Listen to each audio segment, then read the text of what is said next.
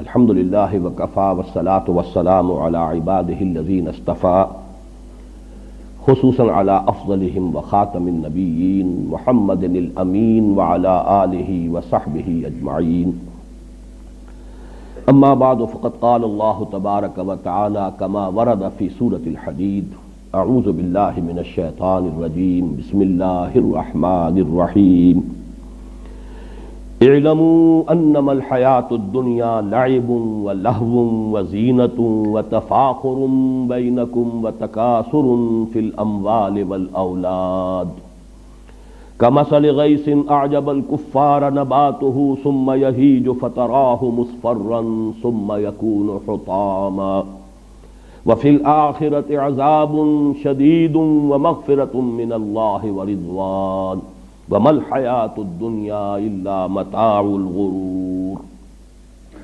سَابِقُوا إِلَى مَغْفِرَةٍ مِّن رَّبِّكُمْ وَجَنَّةٍ عَرْضُهَا كَعَرْضِ السَّمَاءِ وَالْأَرْضِ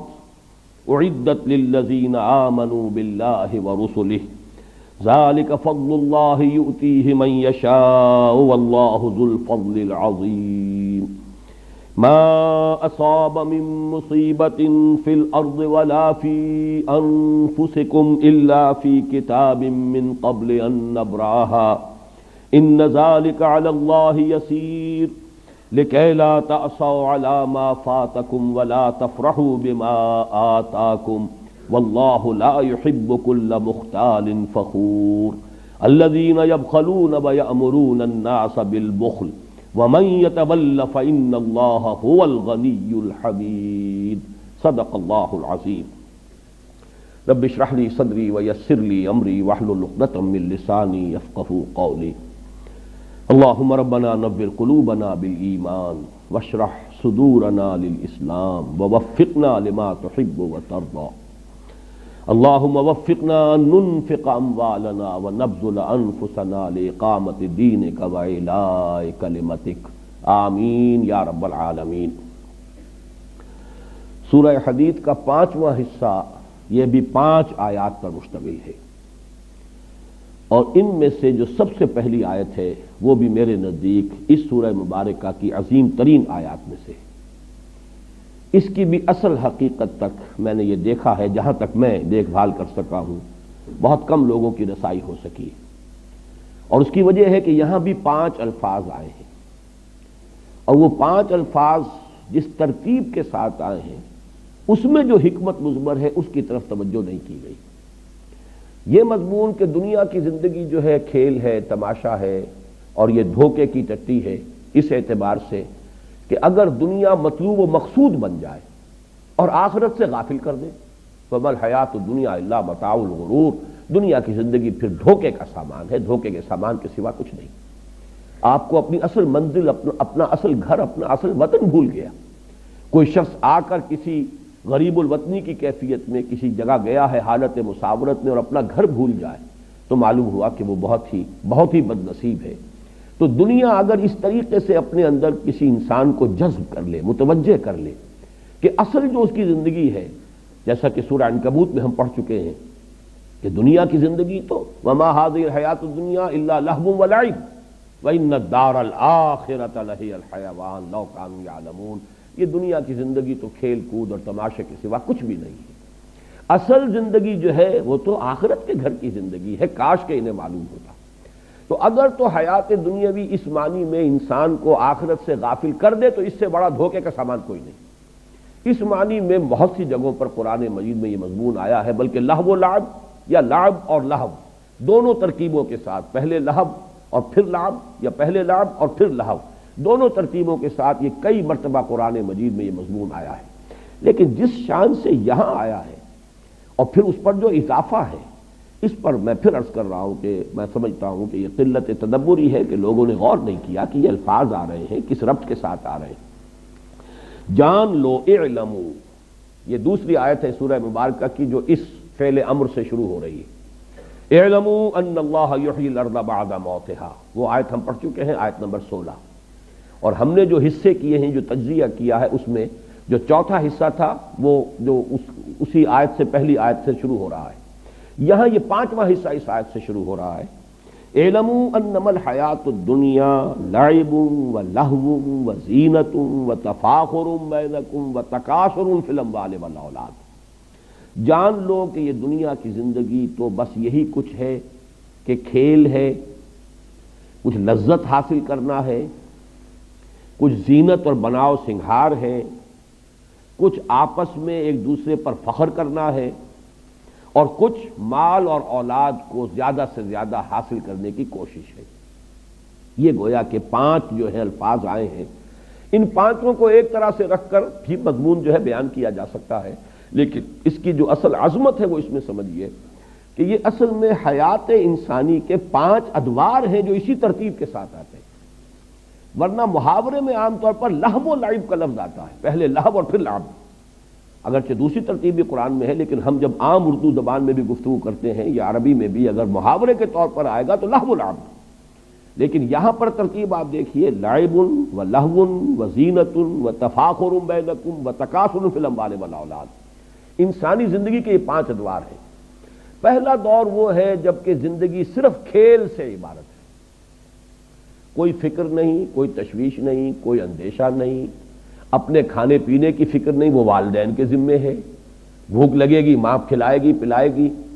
بچے کے لیے زندگی صرف کھیل ہے، الا یہ کہ تکلیف ہو تو رو لے گا، کوئی احتیاج ہے تو بھی منہ بسور ہوگا اور وہ والدین جو ہے ان کو اپنی طرف متوجہ کرے گا، باقی اسے کسی اور شے سے کوئی فکر نہیں۔ اور یہ کھیل ابھی خالص معصومانہ کھیل ہوتا ہے، اس میں کوئی وہ جس کو سینشول گریٹیفیکیشن کہا جاتا ہے، کوئی تلذذ نہیں ہوتا، وہ کھیل ہے، معصومانہ کھیل۔ زندگی جو ہے اس وقت عمر کے اس دور میں سوائے اس سے کوئی اور شے جو ہے ان کے ذہن میں نہیں،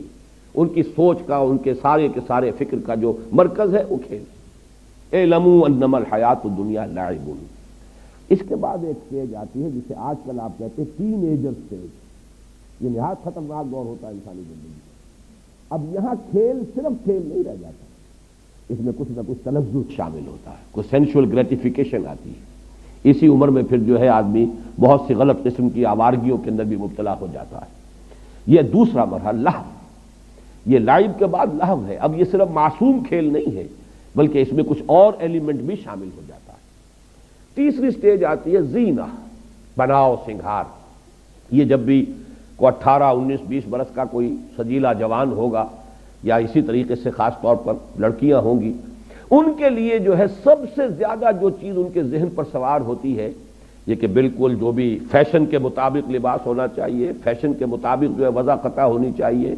اب اگر تنگ جو ہے موری کی پینٹس کا رواج ہو گیا ہے تو وہ جو ہے کسی طریقے سے بھی وہ چوڑے موری والا جو ہے وہ پینٹ پہننے کو تیار نہیں ہوگا، اور اگر کوئی رواج ہو گیا ہے چوڑے قسم کے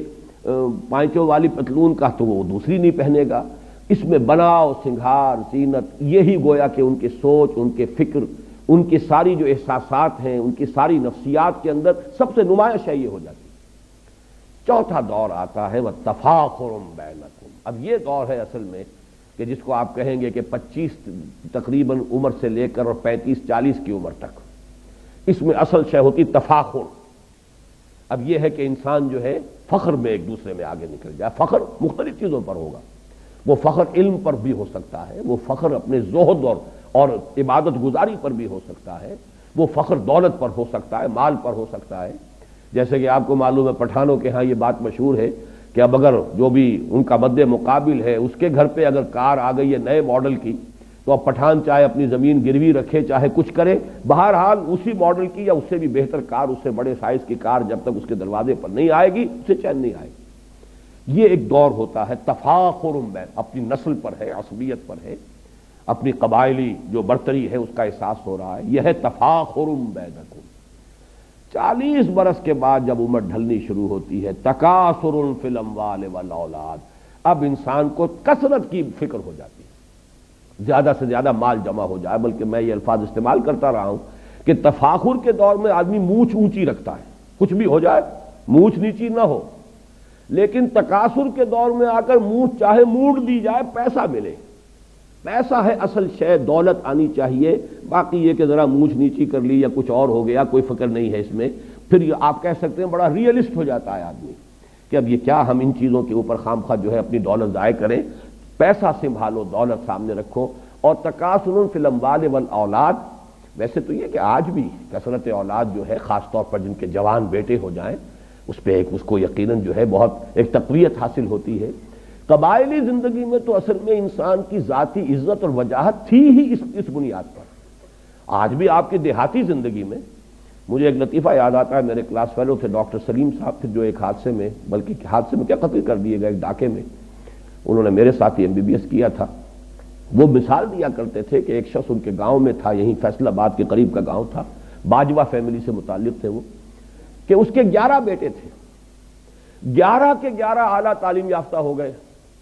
اب وہ کوئی کہیں پر DC لگا ہوا ہے، کوئی کہیں پر جو ہے اس طریقے سے ہے، گاؤں میں کوئی اس کے پاس نہیں تھا۔ وہاں پر مقابلہ ہوتا تھا، جو بھی وہاں پہ لوگ ہیں، اب اس میں اس بیچارے کے ہاتھ دست و بازو نہیں ہے موجود کہ جو اس کی طرف سے لڑ سکیں، مدافعت کر سکیں، تو کہا کرتا تھا کوئی میرے 11 پڑھے ہوئے لے لے، مجھے ایک ان پڑھ دے دے۔ وہ اس لیے کہ یہاں تو اصل میں جس کی لاٹھی ہے، جس کے پاس طاقت ہے، اس کی عزت ہے، گاؤں میں تو سر اٹھا کر وہ چل سکتا ہے، اور یہ میرے پڑھے لکھے جو ہیں چلے گئے سب کے سب، یہاں میرے لیے تو وہ عزت اور کسی وجاہت کی بنیاد موجود نہیں۔ تو اس حوالے سے جانیے، اور خاص طور پر چونکہ قرآن مجید نازل ہو رہا ہے، خاص اس قبائلی جو پس منظر ہے، اس میں جو اولین مخاطب لوگ ہیں وہ تو وہی تھے کہ جن کا سارا نظام قبائلی تھا۔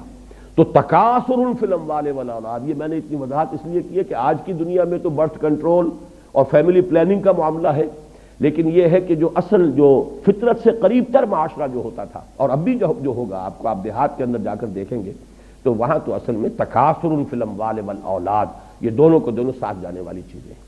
تو یہ ہے در حقیقت یہ 5 الفاظ کے مابین جو ربط ہے،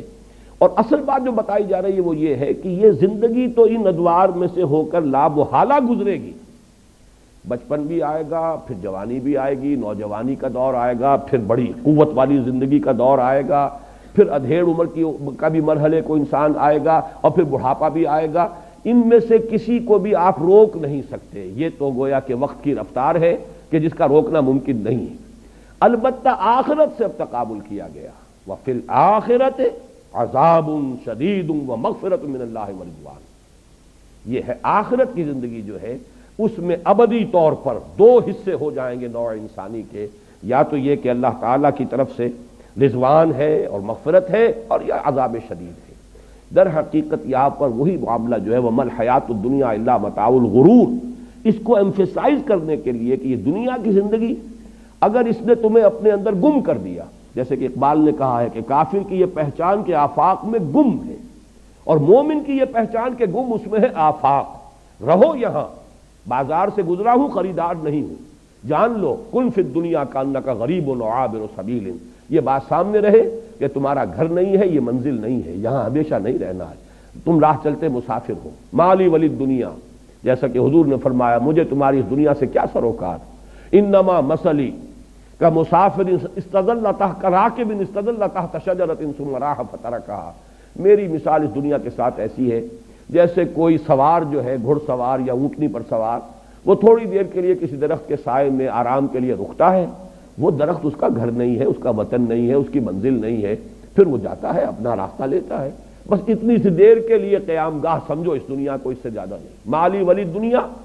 انما مثلی کا راکب استظل تحت شجرۃ ثم راح فترکھا، تو یہ ہے اصل میں دنیا کا معاملہ، کن فی الدنیا کانک غریب و عابر سبیل۔ اب دیکھیے تشبیہ جو دی گئی ہے، لیکن تشبیہ سے پہلے یہ نقطہ نوٹ کر لیجئے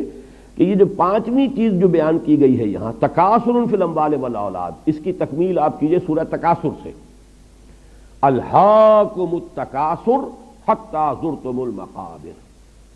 یہ تکاثر ختم نہیں ہوتا یہاں تک کہ انسان قبر تک جا پہنچتا ہے۔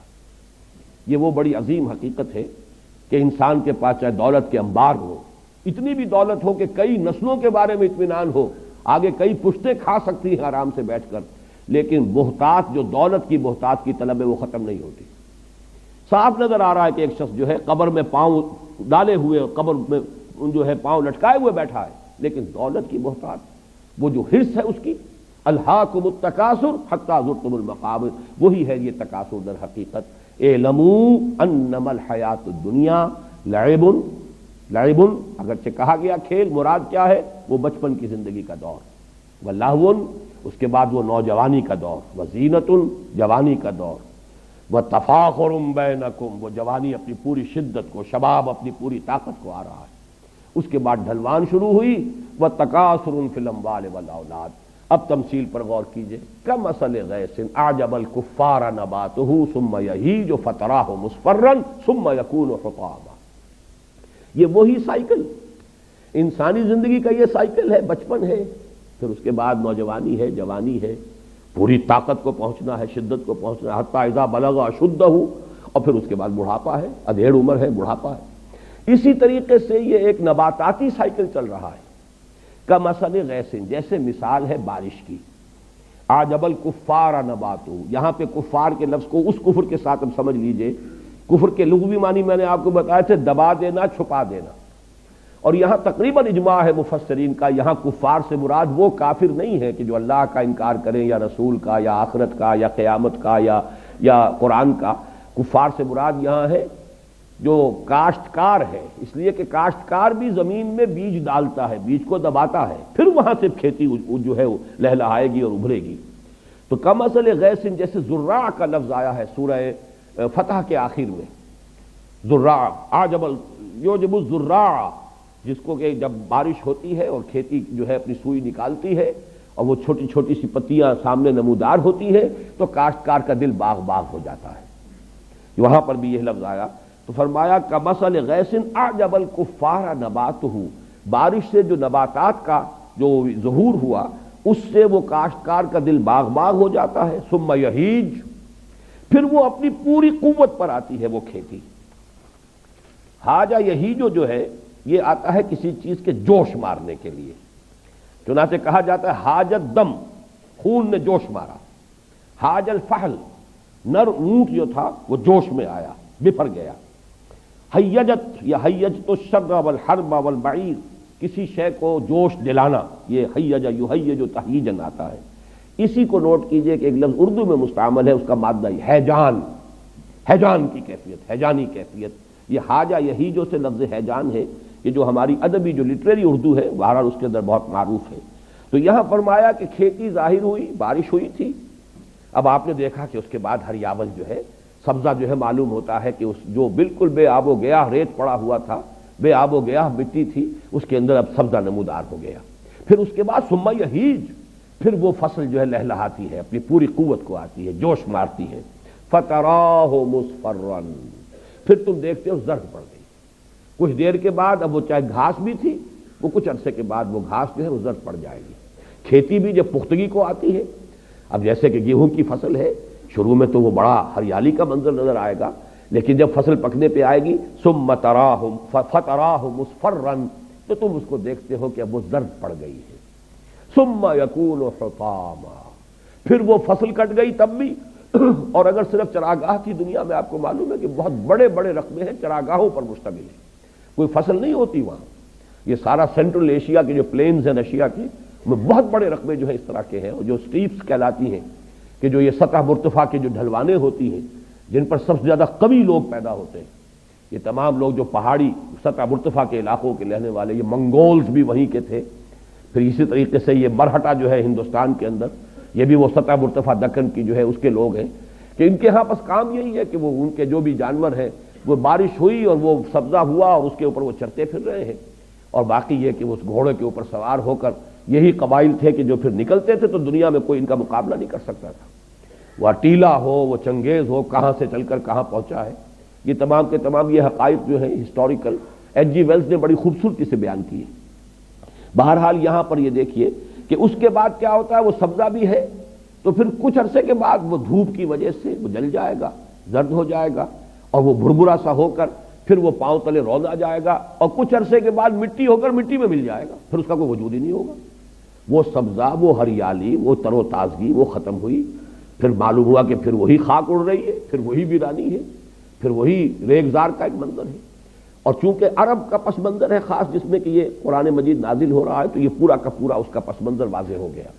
تو جیسے یہ سائیکل ہے، اب ہمارے ہاں فصلوں کا معاملہ ہوتا ہے، بیج ڈالا ہے، باقاعدہ فصل ہوئی ہے، لیکن وہاں بھی تو یہ ہوگا، فصل جب کٹ جاتی ہے تو کیا ہوتا ہے، اس کے بعد تو وہاں پر یہی ہے کہ کچھ تھوڑا بہت جو ہے وہ اڑتے پھر رہے ہیں، وہ تنکے ہیں کہ جو توڑی کے تنکے ہیں، توڑی بھی اگر فرض کیے جمع کر لی گئی ہے تو کہیں کہیں جو اس کے باقیات و صالحات ہیں وہ ہیں، ہوا انہیں لیے پھر رہی ہے۔ اب وہ منظر خوشنما نہیں رہا۔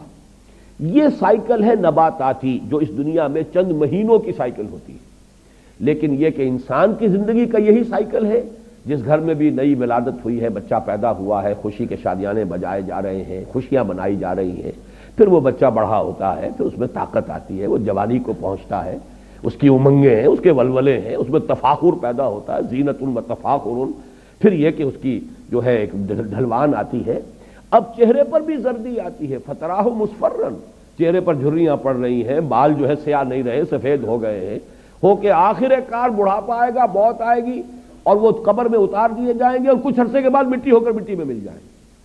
تو یہ ہے وہ سائیکل، ہیومن لائف سائیکل، اور یہ ہے وہ نباتاتی سائیکل جو ہے بوٹینیکل سائیکل۔ ان دونوں میں بڑی گہری مناسبت ہے، اور اس آیت کریمہ کا جو اصل حسن ہے معنوی وہ اسی میں مضمر ہے کہ یہ سٹیجز ہیں۔ اعلموا انما الحیات الدنیا لعب ولہو وزینۃ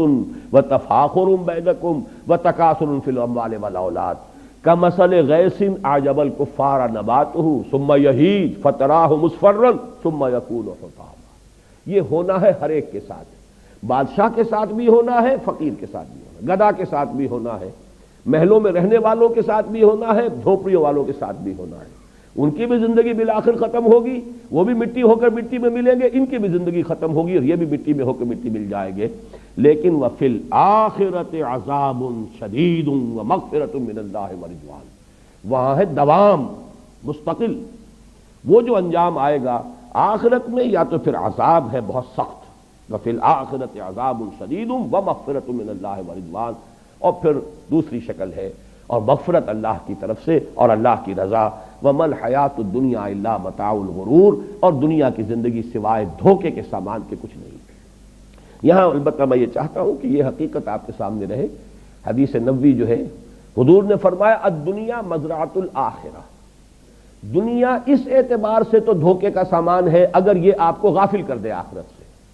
اگر آخرت آپ کی منزل مقصود کے طور پر مستحضر رہے تو دنیا کا ایک ایک لمحہ بہت قیمتی ہے، اس لیے کہ اسی سے آخرت بنانی ہے۔ الدنیا مزرعۃ الآخرہ، دنیا آخرت کی کھیتی ہے، یہاں بوؤ گے تو وہاں کاٹو گے، یہاں اگر بویا ہی کچھ نہیں تو کاٹو گے کیا، فصل کہاں سے ملے گی؟ اس اعتبار سے زندگی جو ہے وہ بہت قیمتی شے ہے، یہ لائبلٹی نہیں ہے، بہت بڑا ایسٹ ہے۔ اس حوالے سے اگر آخرت سامنے رہے اور مقصود و مطلوب وہ ہو،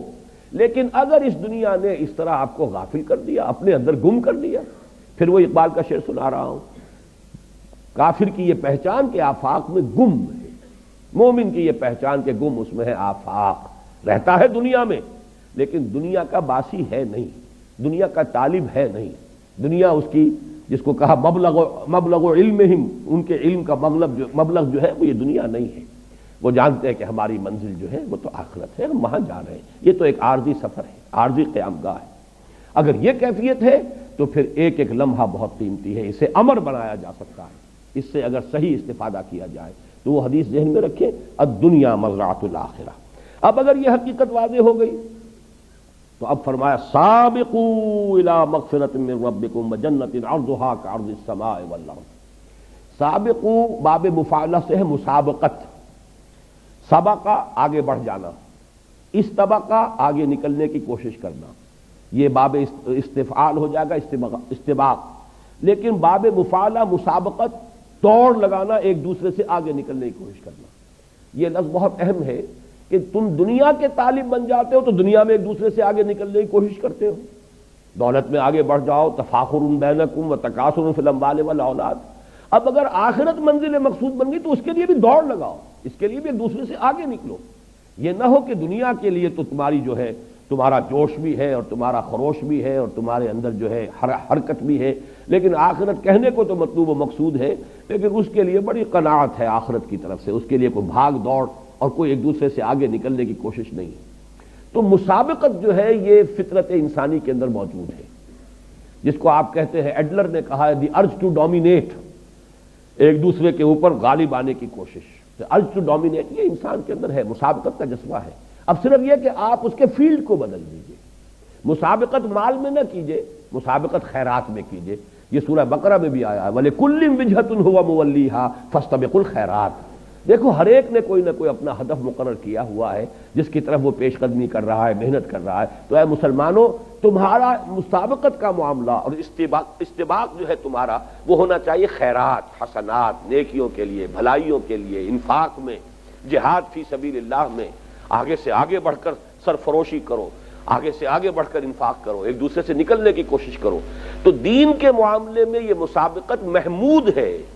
یہ ناپسندیدہ شے نہیں ہے،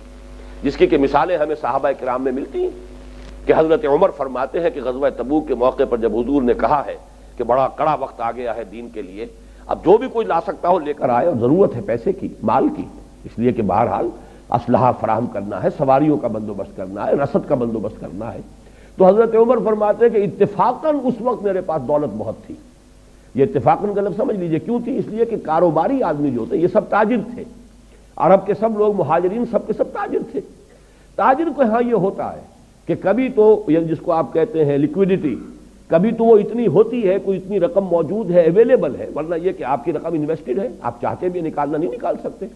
لیکن کسی وقت یہ کہ آپ کے پاس دولت جو ہے کیش کی شکل میں یا اویلیبل مال کی شکل میں موجود ہے۔ تو حضرت عمر فرماتے ہیں کہ اس وقت میرے پاس اتفاق سے دولت بہت تھی، پیسہ بہت تھا، میں نے سوچا اس موقع پر تو میں ابو بکر سے بازی لے ہی جاؤں گا۔ تو دیکھیے یہاں وہ مسابقت کا جذبہ ہے، لیکن مسابقت فی الخیرات، فاستبقوا الخیرات۔ تو میں نے یہ کیا کہ اپنی ساری جو بھی تھی میرے ایسٹس تھے، 2 حصے کیے، ایک حصہ لا کے حضور کے قدموں میں ڈال دیا۔ اب منتظریں دیکھیں آج کیا ہوتا ہے، استباق تو ہو رہا ہے، مسابقت تو ہو رہی ہے۔ حضرت ابو بکر جو لائے ہیں تو پوچھا حضور نے کہ کیا چھوڑا گھر والوں کے لیے؟ عرض کیا کچھ نہیں چھوڑا، جو کچھ تھا لے آیا۔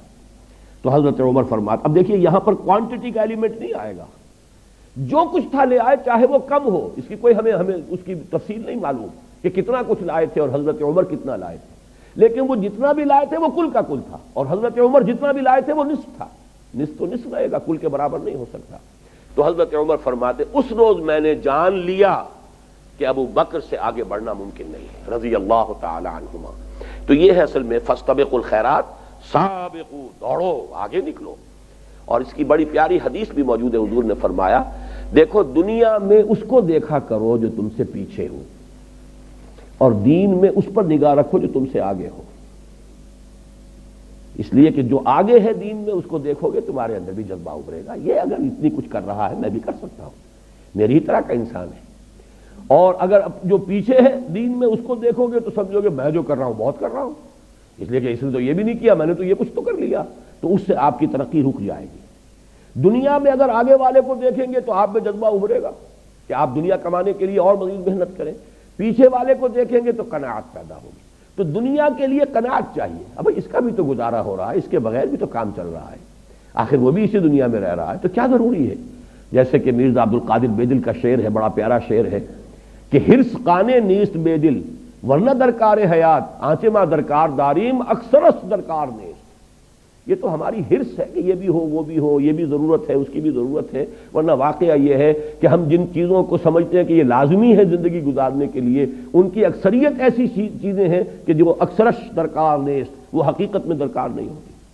تو دنیا میں اس کو دیکھو جو تم سے پیچھے ہے، تاکہ جو بھی تمہیں حاصل ہے اس پہ قناعت پیدا ہو، شکر ادا کرو اللہ کا، اور دین میں اس کو دیکھو جو تم سے آگے ہے، تاکہ تمہارے اندر بھی آگے بڑھنے کا جذبہ پیدا ہو۔ سابقوا الى مغفرۃ من ربکم وجنۃ عرضها كعرض السماء والارض، اس جنت کے حصول کے لیے دوڑ لگاؤ جس کا پھیلاؤ، جس کی پہنائی آسمان اور زمین جتنی ہے۔ چنانچہ ایک دوسرے مقام پر یہ بھی آیا ہے وسارعوا، لفظ سارعوا وہاں آیا، مسارعت، یہ سورہ آل عمران کی آیت نمبر 133 ہے۔ سارعوا الى مغفرۃ من ربکم وجنۃ عرضها السماوات والارض، یہاں جو لفظ عرض آیا ہے ان دونوں آیات میں، وہ ایک تو ہم لفظ عرض استعمال کرتے ہیں طول کے مقابلے میں، طول اور ہے، عرض کم ہوتا ہے، طول زیادہ ہوتا ہے، لیکن عربی زبان میں جو عرض کا لفظ آتا ہے وہ کسی شے کی وسعت کے لیے، مجرد وسعت کو ظاہر کرنے کے لیے۔ قرآن مجید میں کس مقام پر ہے یہ تو میرے ذہن میں نہیں ہے، ذو دعائن عریض، یعنی جب انسان کو کوئی تکلیف آتی ہے تو بڑی لمبی چوڑی دعائیں مانگنی شروع کر دیتا ہے، وہاں پہ کوئی طول کا لفظ علیحدہ نہیں آیا ہے، لمبی چوڑی دعائیں، ذو دعائن عریض، بڑی لمبی لمبی چوڑی چوڑی دعائیں مانگتا ہے انسان، اور جب ہماری طرف سے نعمت مل جاتی ہے تو ہمیں بھول جاتا ہے یہ یاد ہی نہیں رہتا کہ کبھی وہ ہمیں پکارتا بھی تھا، کبھی ہم سے دعائیں بھی کرتا تھا۔ تو احتیاج میں آدمی ہوتا ہے، اللہ کو پکارتا ہے۔ تو یہاں عرض سے مراد ہے کہ جنت کا تم تصور کر ہی نہیں سکتے۔ اور میں نے بالکل شروع میں اس سورہ مبارکہ کے درس کے دن میں عرض کیا تھا کہ چونکہ قرآن مجید سائنس کی اصطلاحات، فلسفے کی اصطلاحات استعمال نہیں کرتا، بس کسی شے کو کل جو ہمارا تصور ہے کائنات کا، آسمان اور زمین، بس یہ الفاظ ہیں۔ عام انسان جو ہے اس کے حوالے سے، تو اسی لیے جنت کتنی بڑی ہوگی تم کیا تصور کر سکتے ہو؟ تمہارا تو اپنا ذہن بہت ہی مختصر ہے۔ آج کا انسان بھی ابھی کچھ اسے پتہ نہیں دنیا کتنی لمبی چوڑی ہے، یہ کائنات کہیں کہاں سے شروع ہوتی ہے کہاں ختم ہو رہی ہے، کچھ پتہ نہیں۔ جتنی ٹیلیسکوپ بڑی ہوتی چلی جا رہی ہے اتنی کائنات بھی پھیلتی چلی جا رہی ہے۔ بہرحال کہیں کسی ٹیلیسکوپ نے آج تک یہ نہیں بتایا کہ اس جگہ پر کائنات ختم ہوتی ہے، وہاں تک ہماری جو ہے رسائی ہو گئی ہے نگاہ کی۔ تو اس اعتبار سے قرآن مجید وہ الفاظ استعمال کرتا ہے جسے عام دیہاتی،